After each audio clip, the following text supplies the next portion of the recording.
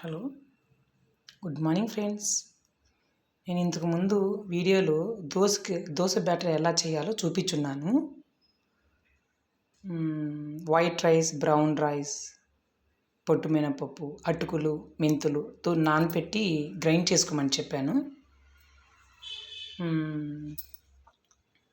నేను ఇప్పుడు ఆ పిండితో దోశ మీకు చూపెట్టబోతున్నాను.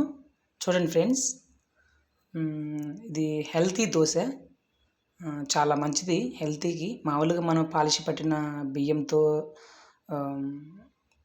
దోశ పోసుకుంటూ ఉంటాం కదా, అది పాలిష్ పెట్టినట్టు అంత మంచిది కాదు. కొంచెం పాలిష్ పెట్టకుండా ఉన్న బియ్యంతో కూడా అవి ఇవి కొంచెం మిక్స్ చేసుకొని, పొట్టు మినపప్పు కూడా చాలా మంచిది హెల్తీకి. సో నేను వీటితో దోశ చూపెట్టబోతున్నాను, హెల్తీ దోశ.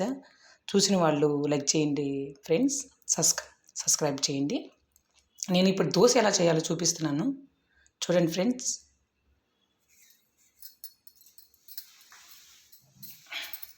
కొంచెం ఈ పిండితో దోశ అనేది కొంచెం వైట్గా ఉండదు దోశ, కొంచెం నల్లగా దోశ కొంచెం కలర్ మారుతుంది, కానీ చాలా హెల్త్కి చాలా మంచిది. చూడండి ఫ్రెండ్స్,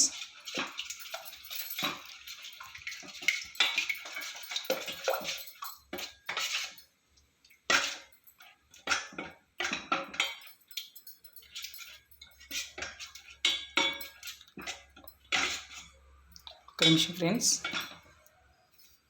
ప్యాన్ హీట్ ఎక్కుతుంది. ఇప్పుడు నేను మీకు దోశ చూపెట్టిపోతున్నాను దోశ బ్యాటర్తో.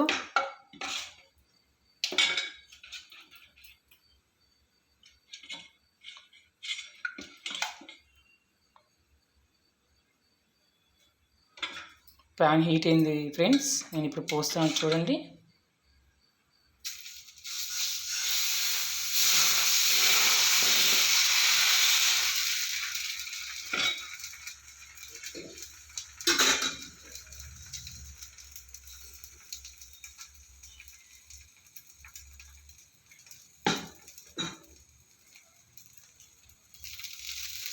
కొంచెం లైట్గా ఆయిల్ వేసుకుని ఫ్రెండ్, గీ కూడా వేసుకోవచ్చు, చాలా బాగుంటుంది,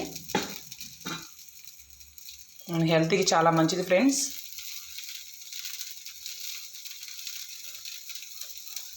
ఎక్కువగా రైస్ పాలిష్ పెట్టినట్టు ఎక్కువ తినకండి, అంత మంచిది కాదు.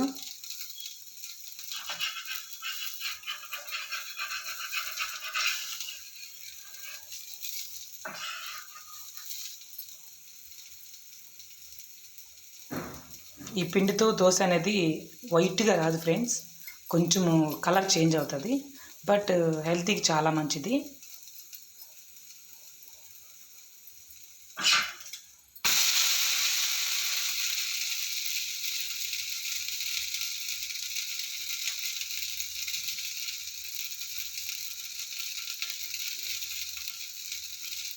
దోశ చాలా మంచిది friends.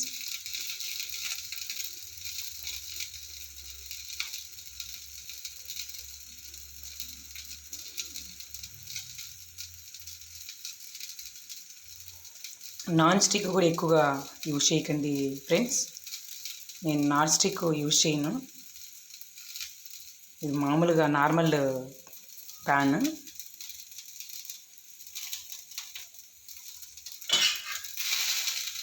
Okay friends, this is dosa. మీరు కూడా ట్రై చేయండి friends, this is healthy food friends. Okay friend, bye.